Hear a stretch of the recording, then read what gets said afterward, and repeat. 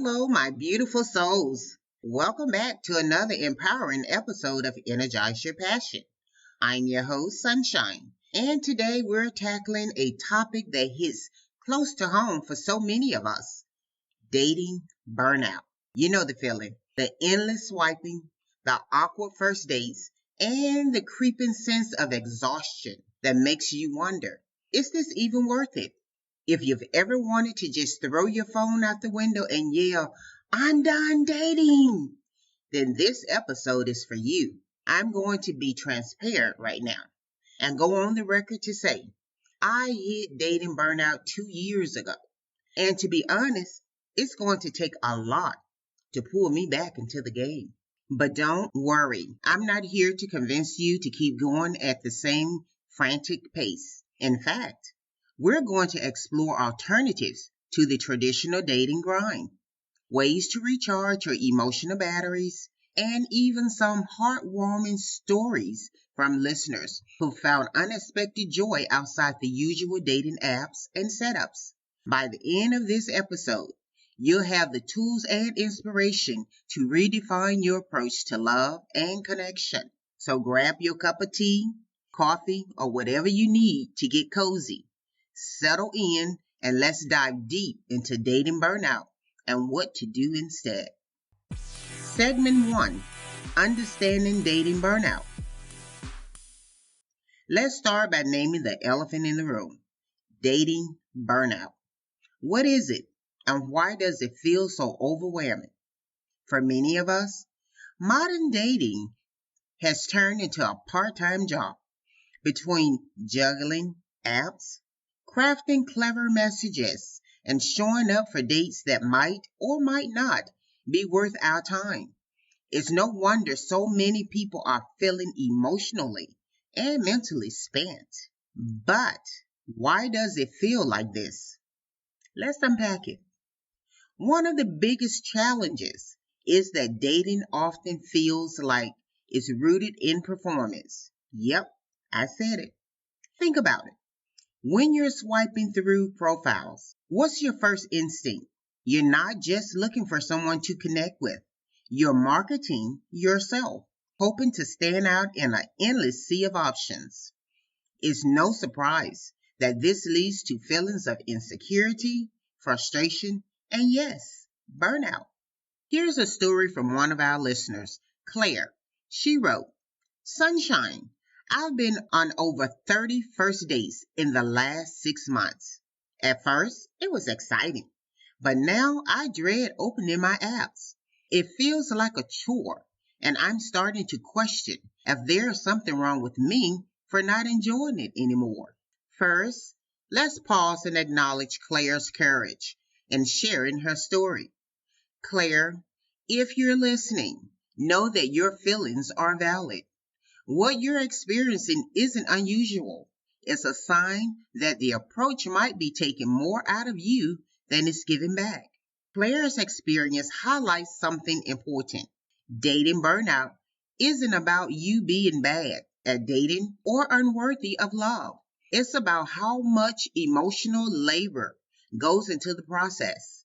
Swiping, messaging, showing up, and repeating that cycle can feel robotic after a while. When there's no immediate reward, a meaningful connection, or spark, it's easy to spiral into self-doubt.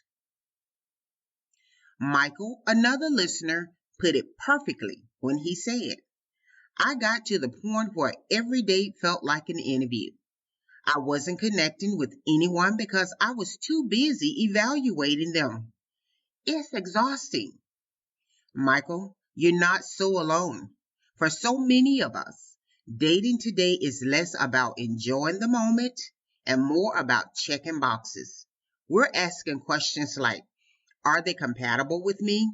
Do they share my values? Is this worth investing time in? And while those are valid questions, they can create a transactional feeling around dating. That's not what love, or even the pursuit of love, is supposed to feel like. Let's talk about swipe culture for a minute. Apps were designed to make dating easier, right? But here's the catch.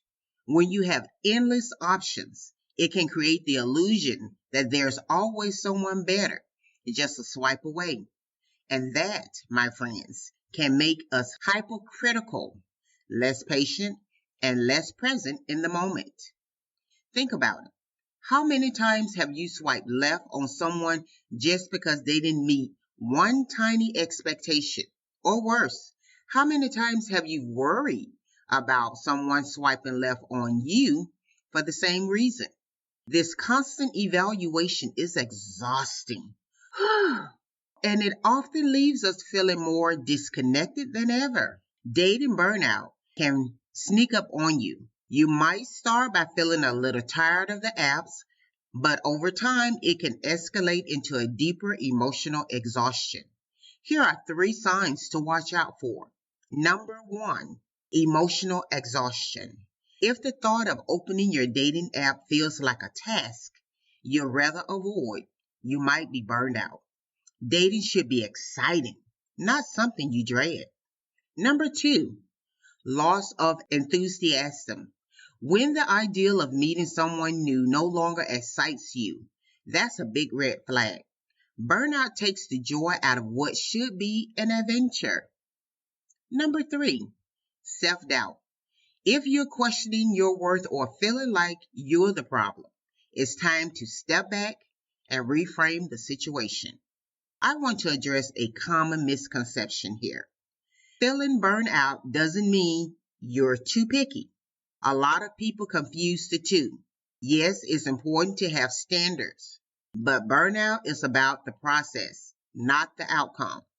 You have high standards and still feel overwhelmed by the sheer volume of effort modern dating demands. Let's not forget the societal pressure that comes with dating. How many of you have felt the weight of well-meaning questions like, why are you still single? Have you tried a certain app? When are you going to settle down? These questions, often harmless in intent, can add another layer of stress to an already challenging process. It's okay to feel frustrated. It's okay to want to take a break. Here's a quick exercise. I want you to ask yourself, why am I dating right now? Is it because you genuinely want to find someone to share your life with? Is it because you feel pressured by friends, family, or society? Or is it because it feels like what you're supposed to be doing? There's no right or wrong answer, but understanding your motivation can help you decide whether it's time to adjust your approach. Finally, let's talk about rest. If you've been going nonstop in the dating world, consider giving yourself permission to pause. Taking a break doesn't mean you're giving up. It means you're prioritizing your well-being. Sometimes the best thing you can do is step away, recharge, and come back with a clear mind and a fuller heart. Dating burnout happens when we're giving so much of ourselves to the process that we forget to check on how we're really feeling. It's not a sign that something is wrong with you. It's a sign that you're human. In the next segment, we'll talk about what's fueling this burnout and how to recognize the signs before you hit rock bottom. Trust me, this is a conversation you don't want to miss. Segment 2, what fuels dating burnout? Let's dig into the root cause of dating burnout. Why does the quest for love leave so many of us feeling depleted instead of energized? For so many, what starts as a hopeless journey turns into an exhausting grind. One major factor is the pressure to always be on. Social media and dating apps have conditioned us to present the most polished version of ourselves. This goes beyond simply putting your best foot forward. Now, it's about crafting an image that feels flawless. Curated photos, witty captions, and bios that strike the perfect balance between funny, charming, and authentic. But constantly curating your image can feel like running on a treadmill that never stops. Here's the thing. When you're trying so hard to meet the expectations of an audience, even if that audience is potential matches, you start to lose touch with your authentic self. And that disconnect is exhausting. Let's hear from Ella, a listener who's shared this insight. I felt like I had to compete with everyone else perfectly curated profiles. If I wasn't getting matches or messages, I'll spiral into self-doubt. It's exhausting. Thank you for sharing that, Ella. This is such a relatable experience. And let's take a moment to really unpack what she said. When you don't get the response you're hoping for, whether it's matches, messages, or meaningful connections, it's easy to internalize that and start believing that something is wrong with you. But often the reality is far simpler. Dating apps are tools, and they don't always capture who you really are. Another big factor contributing to burnout is decision fatigue. With so many options at your fingertip, we end up spending hours scrolling, swiping, and comparing. But instead of feeling empowered by choice, we feel overwhelmed. Think about it like this. When you're given too many options, whether it's ice cream flavors, streaming shows, or potential dates, you can get stuck in a cycle of indecision. You're so focused on picking the perfect option that you miss out on enjoying the experience altogether. Jason wrote in with his story, which perfectly illustrates this point. I'll swipe for hours, but I couldn't bring myself to message anyone. The whole process started to feel pointless. Jason, thank you for sharing. Your experience highlights something so important. The constant swiping and endless comparisons don't always lead to connection. Instead, they can leave us feeling paralyzed, unsure of who to reach out to, or if we even want to try anymore. Then there's the emotional roller coaster of rejection, ghosting, and mismatched expectations. Let's be honest, even the most confident among us can feel shaken after being ghosted or rejected. It's not just about the immediate sting, it's about how these experiences can slowly chip away at your self esteem over time. And the worst part, these things often happen without closure. When someone disappears without explanation, it leaves you wondering, was it me? Did I do something wrong? The truth is, ghosting usually says more about the other person than it does about you. But that doesn't make it hurt any less. Let's add another layer. FOMO, or the fear of missing out. Dating apps create this illusion that there's always someone better out there. Even when we're talking to someone we like, there's this subtle, nagging question. What if I swipe one more time? What if my perfect match is still out there? This mindset makes it hard to be present. Instead of fully engaging with the people we meet, we're constantly wondering about what or who might come next. And over time, this can lead to frustration and dissatisfaction. How many of you feel drained by the endless small talk? Questions like, so what do you do for work? What's your favorite hobby? Seen any good shows lately? While these questions are a natural part of getting to know someone, repeating them over and over and over can start to feel robotic.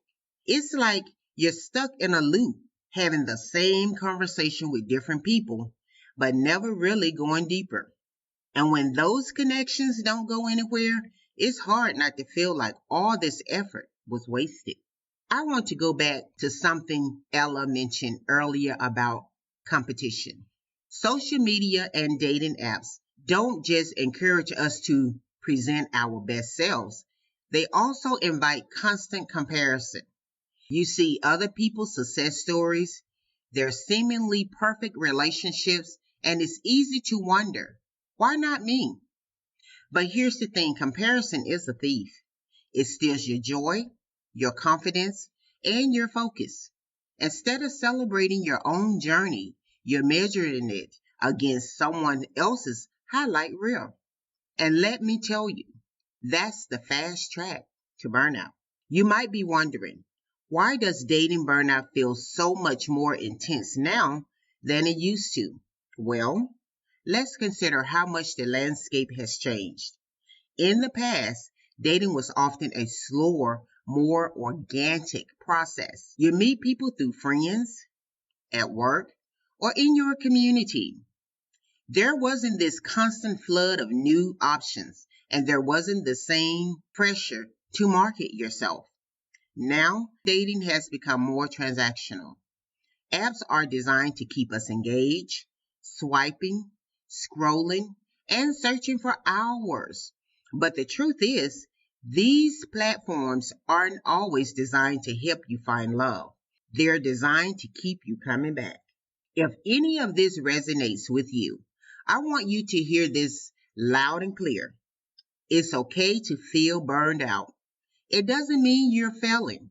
It doesn't mean you're unworthy. It just means you're human. In our next segment, I'll talk about what happens when you decide to step away from dating for a while and explore the healthier ways to recharge. If you're feeling like the pause button might be your next best move, stay tuned because sometimes stepping back is the best way to move forward. Segment 3, the power of taking a break. Sometimes the best way to move forward is to pause. Taking a break from dating doesn't mean giving up. It means giving yourself the space to reconnect with who you are outside of the pursuit of a relationship. Let's face it, when you've been burned out, it's hard to show up as your best self for someone else. That's why stepping back isn't a setback, it's a gift to yourself. When you're in the thick of dating, it's easy to lose sight of who you are without the apps, the dates, the constant swiping.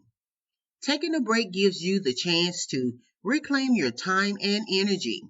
Instead of focusing outward on potential matches, their profile, and their reactions, you get to focus inward. Let's hear from Sophia, who shared her story. I took a 6-month break from dating after feeling completely burned out. I focused on my hobbies, spent time with friends, and even traveled solo. When I came back to dating, I felt like a whole new person. Sophia, that's such an inspiring example. A break isn't just about pressing pause. It's about hitting the reset button. During her time off, Sophia didn't just rest. She rediscovered herself. She filled her time with activities that made her feel happy and whole. And when she returned to dating, she brought that renewed energy with her. Burnout often feels like you're stuck in a cycle. You keep swiping, keep dating, and keep hoping for a different outcome. But unless you make a deliberate change, it's easy to stay stuck in that loop. A break gives you the opportunity to step off the hamster wheel and reflect on what's really working and what isn't. During your time away, ask yourself, what are my non-negotiables in a relationship? Am I dating because I truly want to or because I feel pressured to? What makes me happy outside of a relationship? These questions can help you clarify your values and intentions, making it easier to approach dating with purpose when you're ready to return. Taking a break is also a chance to rediscover who you are as an individual, what brings you joy, what lights you up. When dating starts to feel like a chore, it's often because we're neglecting other parts of our lives. Here's a thought. What's something you've always wanted to try but haven't made time for? Maybe it's painting, learning a new language, or picking up an instrument. Maybe it's as simple as binge reading your favorite novels or taking long, unstructured walks in the park. David, one of our listeners, shared an incredible story that ties into this beautifully. I deleted all my apps and joined a local hiking group instead. I didn't meet the love of my life, but I made amazing friends and felt more confident than ever. David, thank you for sharing. Your story highlights something so important. When you step away from dating, you create room for other meaningful connections. Those friendships, experiences, and moments of joy all contribute to a fuller, richer life. And here's the kicker. When you're happy and confident in yourself, you naturally become more attractive to potential partners. When you're not spending hours swiping and messaging, you suddenly have time, precious, valuable time. Use it wisely. Here are a few ideas. Number one, reconnect with friends and family. These are the people who know and love you best. Spend quality time with them and let them support and remind you of your worth. Number two, pursue personal growth.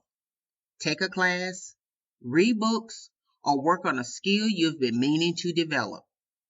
Number three, focus on physical and mental health. Exercise, meditate, or simply rest. Taking care of yourself is the foundation of everything else. And number four, explore new environments. Travel, even if it's just a day trip to a nearby town. A change of scenery can do wonders for your mindset. One of the most beautiful things about taking a break is that it allows you to let go of the pressure.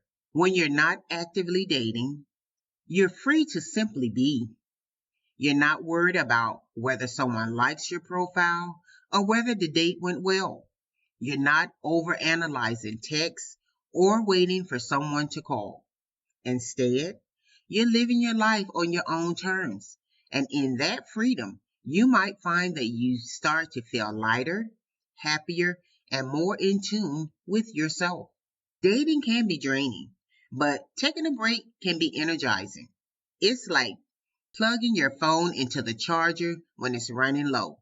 You come back feeling refreshed, recharged, and ready to engage in the world again.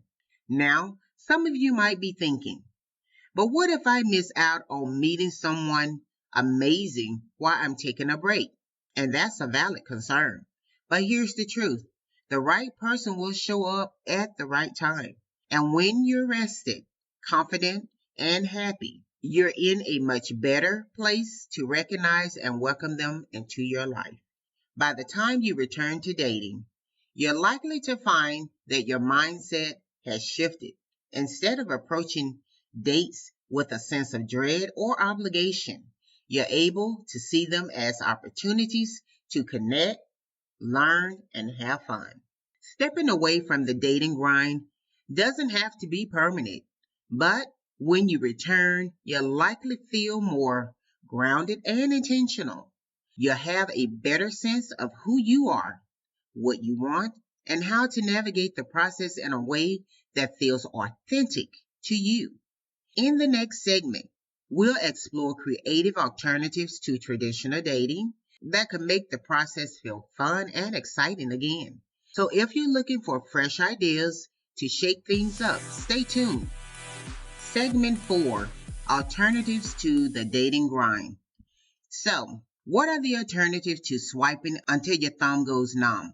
For so many of us, the traditional dating grind has become synonymous with burnout. But here's the good news. There are plenty of ways to meet people that feel organic and energizing instead of draining. Let's dive into some fresh, fun, and meaningful alternatives to the dating grind. One of the most effective ways to meet people is through shared activities. Why? Because when you're doing something you love, you're naturally more relaxed, confident, and authentic. Instead of focusing on making a romantic connection, you're simply enjoying the moment. And that can lead to some truly organic, meaningful interactions. Annie shared this fantastic story. I joined a pottery class, and while I didn't meet a romantic partner, I ended up meeting someone who introduced me to my now boyfriend at a gallery event. It felt so natural. Annie's story highlights a point. Sometimes love finds you through unexpected channels. By pursuing activities you're passionate about, you open yourself up to meeting people who share your interests, whether they're potential partners or a new friend who can connect you with others. Another great way to step aside the dating grind is by giving back to your community. Volunteering isn't just rewarding, it's also a fantastic way to meet people who share your values. Carlos, another listener, wrote in to share his experience. I started helping out at a local animal shelter. Not only did I meet new people, but I also felt good about giving back. And yes, I did meet someone special there. Carlos, thank you for sharing that. Volunteering allows you to connect with others in a meaningful way without the pressure of a romantic agenda. Whether it's helping at a shelter, participating in a community cleanup, or mentoring, these activities can be deeply fulfilling. And who knows who you might meet along the way. If you're someone who loves being active, joining a fitness class or outdoor group can be a fantastic way to meet like-minded people. Think yoga, hiking groups, dance classes, or even rock climbing. These activities aren't just great for your physical health, they also create opportunities to connect with others in a natural, low-pressure environment. Plus, there's something about moving your body and being in nature that helps you feel grounded and present. It's a far cry from the stress of analyzing profiles or overthinking text messages. If you're more of an intellectual or creative type, consider joining a workshop or class, whether it's cooking, photography, writing, or painting. Learning something new alongside others can spark connections in unexpected ways. The beauty of learning together is that it naturally fosters conversation and collaboration. You're not just making small talk, you're bonding over a shared experience. And even if you don't meet someone romantically, you're still gaining a new skill or hobby that adds richness to your life. Okay, I know what you're thinking. I know what you're thinking. Networking events. That doesn't sound romantic, but hear me out. Many cities have social mixers or professional meetups that are designed to help people connect both personally and professionally. These events can be a great way to set outside of your usual social circle and meet people who are passionate, ambitious, and engaged in their communities. And the best part, you're not showing up with the sole intention of dating. You're there to connect and learn, which takes the pressure off. Community events like farmers markets, festivals, or neighborhood gatherings are also excellent opportunities to meet new people.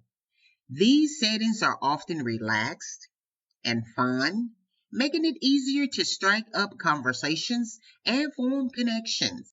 Plus, getting involved in your community helps you feel more rooted and engaged in your own life, which can only make you more confident and magnetic to others.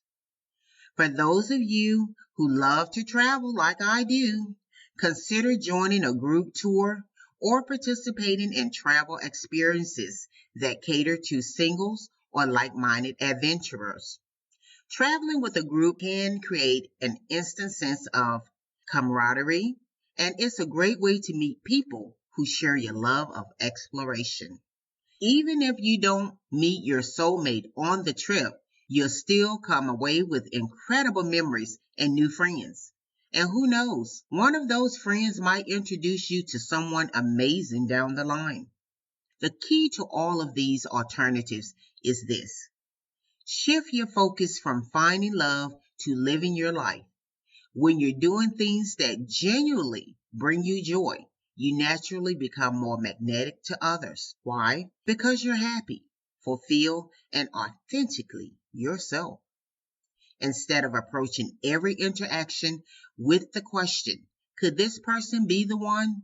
Try asking, what can I learn from this experience? How can I have fun today? Speaking of fun, let me share a quick story from Maya, another listener. I joined a local improv group because I wanted to get out of my comfort zone. I didn't meet anyone romantically, but I laughed more than I had in years, and it gave me a new sense of confidence. Maya's story is such a great reminder that personal growth and joy are powerful in our own right. Even if romance isn't the immediate outcome, the confidence and happiness you gain will make you even more ready for love when it comes your way. And then there's Alex, who decided to try something completely out of his comfort zone. I signed up for a cooking class even though I don't cook much. Not only did I learn how to make an amazing pasta dish, but I ended up hitting it off with someone who also didn't know the difference between a whisk and a spatula. Alex, I love that. I love that story. Your story shows that stepping out of your usual routine can lead to some pretty amazing surprises. The common thread in all of these stories is this. When you take the pressure off of dating, you open yourself up to so many other possibilities. By focusing on activities that make you happy, you create space for authentic connections, whether they're romantic, platonic, or somewhere in between. In our final segment, we'll summarize everything we've discussed today and share a call to action to help you take the next step. But for now, I want to leave you with this thought. The journey to finding love isn't about swiping, scrolling, or strategizing. It's about living a life you're proud of. And when you do that, love has a way of finding you. Segment 5, Recap, and our call to action. We've covered so much today, and I hope it left you feeling a little lighter and a lot more hopeful. Let's recap the journey we've taken together, and then I'll leave you with some simple, actionable steps to move forward with clarity and confidence. First, we started by identifying what dating burnout looks like. Remember Claire and Michael's stories? Claire with her 31st dates in 6 months, and Michael, who felt like every date was an exhausting interview. Both reminded us that dating burnout isn't just common, it's a natural response to the pressures of modern dating. It's okay to feel overwhelmed. What matters is recognizing the signs and giving yourself permission to pause. Then we dug into the root cause of this exhaustion, the pressure to always be on, as Ella described, and the decision fatigue Jason experienced are real struggles. Add the emotional ups and downs of ghosting and mismatched expectations. And it's no wonder so many people feel drained. But the good news, awareness is the first step towards change. Next, we explored the power of taking a break. Yes, taking a break. And I just love Sophia and David's stories. Sophia's 6-month break wasn't just a pause. It was a time of rediscovery. She returned to dating feeling refreshed and confident. And that's a lesson we can all learn from. And David's decision to join a hiking group led to unexpected joy and self-assurance, proof that stepping back doesn't mean giving up. And how about the alternative to the dating grind? Shared interest groups, volunteering, outdoors activities. These aren't just ways to meet people, they're ways to live more fully. Annie met her boyfriend indirectly through a pottery class. Carlos found love while volunteering at an animal shelter. And Alex discovered an unexpected romance in a cooking class. These stories remind us that love often finds us when we're not chasing it, but instead chasing our own joy. Take a moment to reflect.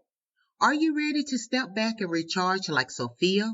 Or is it time to try something new, like the activities Annie and Carlos embraced? Whatever path feels right for you, make it about joy, self discovery, and living authentically. If today's episode resonated with you, share with someone who might need to hear it. Send them the gift of encouragement. And if you've got a moment, leave us a 5-star rating or review. It helps us spread the positivity to more people. Until next time, stay energized, keep following your passion, and remember, love isn't something you chase, it's something you attract by being your brightest, most vibrant self. And I'll see you next week. This is Sunshine, signing off.